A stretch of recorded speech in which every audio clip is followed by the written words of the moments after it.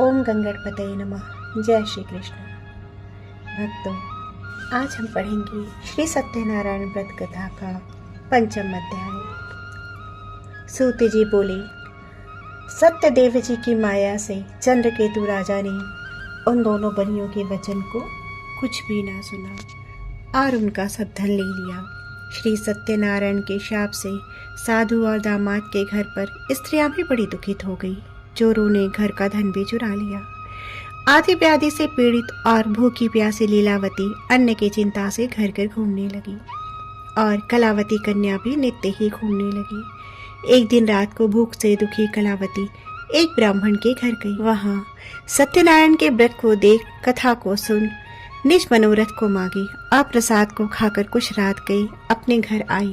तब लीलावती अपनी कन्या को धिक्कारने लगी, हे पुत्री, इतनी रातों कहाँ रही? तेरे मन में क्या है? तथा कन्या माता से सत्य वचन बोली, हे माता, मनोरथों को परिपूर्ण करने वाले श्री सत्यनारायण के व्रत को ब्राह्मण के घर में देखी।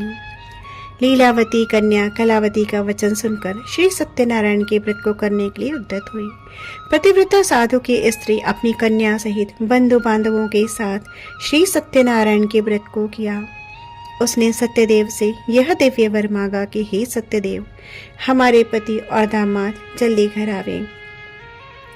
मेरे पति और दामाद के अपराध को आप क्षमा करने योग्य हैं, अतः क्षमा करिए। इससे श्री सत्यनारायण स्वामी संतुष्ट हो गए और चंद्रकेतु राजा को स्वप्न दिखाया कि हे राजन, कल सवेरे ही सज्जन बनियों को छोड़ देना और उनका धन भी जो तुमने ले लिया है वह दे देना, नहीं तो हम धन पुत्र के सहित तेरा राज्य नष्ट कर देंगे। यह बात राजा से कहकर सत्यनारायण प्रभु अंतर्ध्यान हो गए।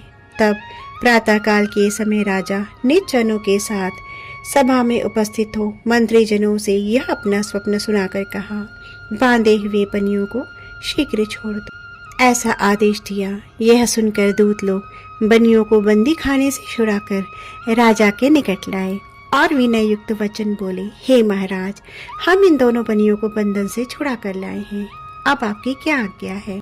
उन दोनों ने महाराज चंद्रकेतु को नमस्कार कर पूर्व वृत्तांत का स्मरण करते हुए राजा चंद्रकेतु से साधु तथा दामाद ने कुछ नहीं कहा। वाणिक पुत्रों को देखकर राजा आदर से बोला, अभाग्यवश तुमको बड़ा दुख मिला, अब आप लोग भय न करना। इस प्रकार राजा ने कहकर उन दोनों के हाथ पैर की हथकड़ी बेड़ी कटवाकर शौर कर्म करवाया।